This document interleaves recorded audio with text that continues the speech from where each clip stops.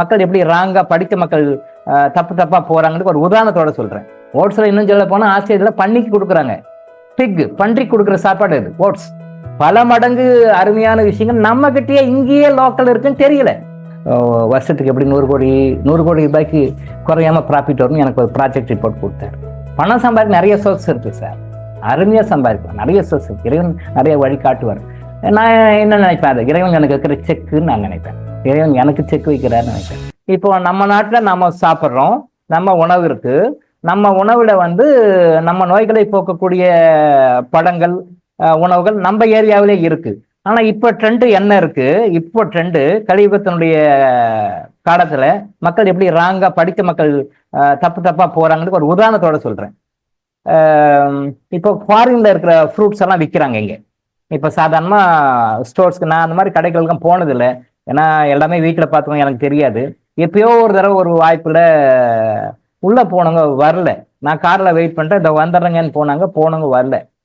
என்ன அது அப்படின்னு சொல்லி போதா டிரைவரும் போனாரு, போயிட்டு சொல்லி டாக்டர் வெயிட் பண்ணாரு, அங்கே வந்துடுறப்பான்னு சொல்லி நானும் சரி நான் போயிட்டு உள்ள ஒரு பெரிய கடை, அது உள்ள போனேன். என்ன சொல்லி இன்னும் வரல, டைம் ஆச்சுமா போகணும்னு போனா அவங்க ஏதோ பர்ச்சேஸ்ல கொஞ்சம் ஆர்வம்னு போயிட்டாங்க.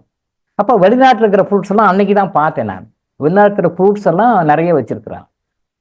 அப்போ இந்த ஃப்ரூட்ஸ் எல்லாம் இங்கே எதுக்காக வச்சிருக்கீங்க, நல்லா சேல் ஆகுதான்னு அந்த ஸ்டோர் மேனேஜரை கூப்பிட்டு கேட்டேன். இந்த சேல் ஆகுதா சார்? சார் நல்லா சேல் ஆகுது சார், வாங்கிட்டு போறாங்க சார்.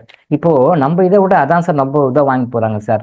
நான் யாருன்னு அவருக்கு தெரியாது சார். இந்த பழம் சாப்பிட்டா இது நல்லது சார், இந்த பழம் சாப்பிட்டா இது நல்லது சார், இது இப்படி சொன்னா நல்லது சார், ஏன்னா நீங்க கூட வாங்கிக்கோங்க சார் அப்படின்னாரு. நான் வாங்கிக்கொடுங்க, எங்க வீட்டுக்காரம்மா வந்துக்கிறோம், அவங்க எல்லாமே வாங்குவாங்க, அவங்க பாருங்க பர்ச்சேஸ் ஆஃபீஸர் அவங்க தான் வாங்கிட்டு இருக்காங்கன்னு சொன்னேன். சரி விட்டார். அப்போ அவர் சொல்ல இந்த பழத்துல இதெல்லாம் இருக்கு சார். இது தெரியாம நானே ஒரு 10 நிமிஷம் வெயிட் பண்ணி பார்த்தா எல்லாரும் வாங்குறாங்க, அந்த ஃபாரின் பழத்தை வாங்கணும். ஆனா அந்த பழத்துக்கு உண்டான சத்து, அந்த பழத்துக்கு இருக்கிற விட்டமின்ஸ், நியூட்ரியன்ஸ், அந்த பழத்துல இருக்கிறதாக இவங்க நினைத்துக் கொள்கின்ற சில விஷயங்களை விட பல மடங்கு அருமையான விஷயங்கள் நம்ம கிட்டயே இங்கேயே லோக்கல் இருக்குன்னு தெரியல. வெளிநாட்டில் இருக்கிற தானியம் தான் சிறந்ததுன்னு வாங்கி சாப்பிட்றாங்க. ஓட்ஸ் நமக்கும் அதுக்கும் சம்பந்தமே இல்லை. ஓட்ஸ் தேவையே இல்லை.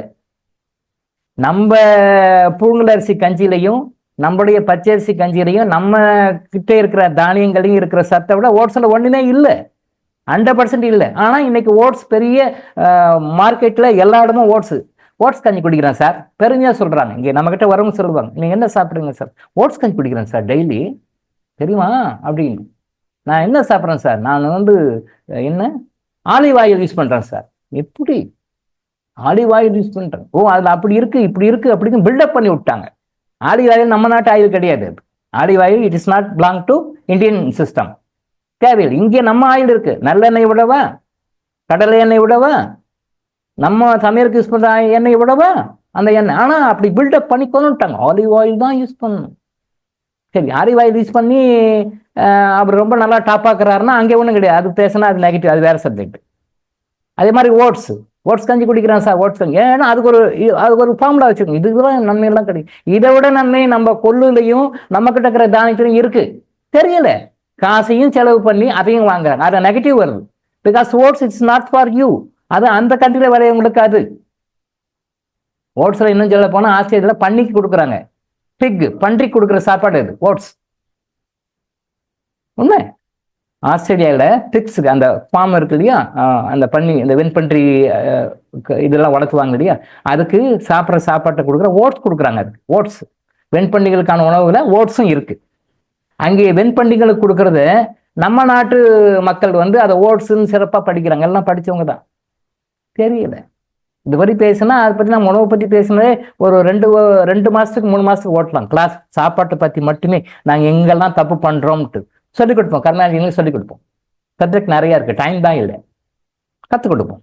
அப்போ நம்மளுடைய அந்த தற்சார்பு வாழ்க்கை நம்ம கிட்ட இங்க என்ன இருக்கு, இதை வச்சு நம்ம அதை ஃபாலோ பண்ணாலே we will be always happy in all aspects of our life. We will be always happy in all aspects of our life. ஒரு ஆஸ்பெக்ட் இல்லை, பல வகைகளையும் அந்த நன்மைகளை நம்ம அனுபவிக்க முடியும். இறைவன் அப்படிதான் படைச்சிருக்கிறார் எல்லாருக்குமே. ஆனா நமக்கு தெரியாம அது வருது, அது சிறந்தது, இது சிறந்தது அப்படின்னு. ஏதோ ஒரு பழம், துரியன் பழமா, அது சாப்பிட்டா குழந்தைங்களுக்கு கரு உருவாகும், குழந்தை இல்லாத தம்பதிகளுக்கு துரியன் பழம் சாப்பிட்டா அப்படின்னு சொல்லிட்டு அது பெரிய பிஸ்னஸ் நடக்குது, கோடிக்கணக்கான பிஸ்னஸ் நடக்குது. நான் வந்து எக்ஸ்போர்ட் பிஸ்னஸில் இருக்கிறனால நிறைய மீட்டிங்ஸ் எல்லாம் அட்டன் பண்ணும்போது நிறைய பேர் எனக்கு ஆப்ஷன் கொடுப்பாங்க. சார் இதுக்கெல்லாம் நிறைய ஆப்பர்ச்சுனிட்டிஸ் இருக்குது சார், நீங்கள் வந்து எக்ஸ்போர்ட்டும் பண்ணலாம் இம்போர்ட்டும் பண்ணலாம், எக்ஸ்போர்ட்டும் பண்ணலாம் இம்போர்ட்டும் பண்ணலாம் சார், நீங்கள் அந்த மாதிரி படங்களெல்லாம் வாங்கி இம்போர்ட் பண்ணி நீங்கள் சேல் பண்ணுங்கள் சார், நாங்கள் அரேஞ்ச் பண்ணி கொடுக்குறோம் சார், இந்த இதெல்லாம் கொஞ்சம் எக்ஸ்போர்ட் பண்ணுங்கள் சார், அதெல்லாம் இம்போர்ட் பண்ணுங்கள், இதெல்லாம் எக்ஸ்போர்ட் பண்ணுங்கள், நிறைய கைடன்ஸ் கொடுப்பாங்க. நீங்கள் எல்லாம் பண்ணுங்கள் டாக்டர், நீங்கள் இதை பண்ணுறீங்க அது பண்ணுங்க இதை பண்ணுங்க இதை பண்ணுங்க டாக்டர் சஜஷன் கொடுப்பாங்க. அப்போ இதெல்லாம் வேண்டாம்ப்பா பார்த்துக்கலாம் அப்படின்னு சொல்லி விட்டுடுவேன். அப்போ ஒருத்தர் சொன்னாரு, சார் துரியன் பழம் இருக்கேன், துரியன் பழம் வந்து இங்கே தமிழ்நாட்டில் நிறைய பேர் இம்போர்ட் பண்ணி விற்கிறாங்க சார், துரியன் பழம் அது ரொம்ப காஸ்ட்லி பழம், ஃபாரின் கண்ட்ரி இருக்கு, அதை வாங்கி விற்கிறாங்க சார், நீங்கள் ஓகேன்னு சொன்னீங்கன்னா நான் உங்களுக்கு நல்ல ரேட்டில் வாங்கி கொடுக்குறோம் சார், நீங்கள் அதை ஒரு ரேட் கம்பேரிசன் பண்ணி கொடுத்தாரு எனக்கு, நான் எவ்வளோ இன்வெஸ்ட் பண்ணோம் அது எனக்கு எவ்வளோ ரேட்டு எனக்கு வரும் இது பண்ணி கொடுத்தா ஒரு கன்சைன்மெண்ட்டுக்கு எனக்கு எவ்வளோ பணம் வரும் அக்கார்டிங் டு அவருடைய இது வந்து நான் சில கோடிகள் இன்வெஸ்ட் பண்ணேன்னா பல கோடிகள் எனக்கு ப்ராஃபிட் வரும். அது நீங்கள் சொல்லுங்கள் சார், நீங்கள் ஓகேன்னு சொன்னீங்கன்னா அதெல்லாம் பண்ணி கொடுக்குறேன் சார். இல்லை சார் வேண்டாம் அது வேண்டாம், ஏன் டாக்டர் வேண்டாம் அப்படின்னு சொல்கிறீங்க அப்படின்னு கேட்டார். துரியன் பழத்தை விட சூப்பரான பலனை கொடுக்கக்கூடிய இதெல்லாம் இங்கே இருக்குது. அது தெரியாத மக்களுக்கு அவனும் விற்கிறான் இவங்களும் வாங்கி சாப்பிட்றாங்க, தெரியாத மக்களுக்கு அவங்களும் விற்கிறாங்க இவங்களும் வாங்கி சாப்பிட்றாங்க, அது பிஸ்னஸ். அந்த ஒரு நெகட்டிவ் பண்ணி நெகட்டிவ் கர்மா சம்பாதிக்க நான் தயாராக இல்லை. அது வந்து இங்க இருக்கிற படங்கள்லயே நிறைய விஷயங்கள், அதை விட பலன் அளிக்கக்கூடிய அதை விட விலை குறைவாக கிடைக்கக்கூடிய படங்கள் அந்த படம் இருக்கு, இங்கேயே இருக்கு. இதுக்காக தெரியாதவன் போய் அவன் வாங்குறான் அவனும் விற்கிறான்னா அது கமர்ஷியலா பண்றாங்க.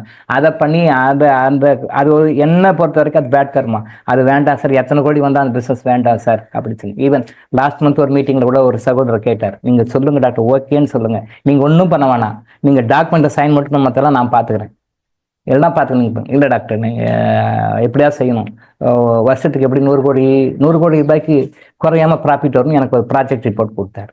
100 கோடி ரூபாய் ப்ராஜெக்ட் கொடுத்து பண்ணால் கூட எனக்கு இது வேண்டாம் அப்படின்னு சொன்னேன். ரொம்ப வருத்தத்தோடு சொன்னார், டாக்டர் சார் என்ன சார் அவன் என்னென்னமா கேட்குறான் பண்ணுறான், நான் இவ்வளோ கொடுக்க நீங்கள் செய்ய மாட்டேன்றீங்களே.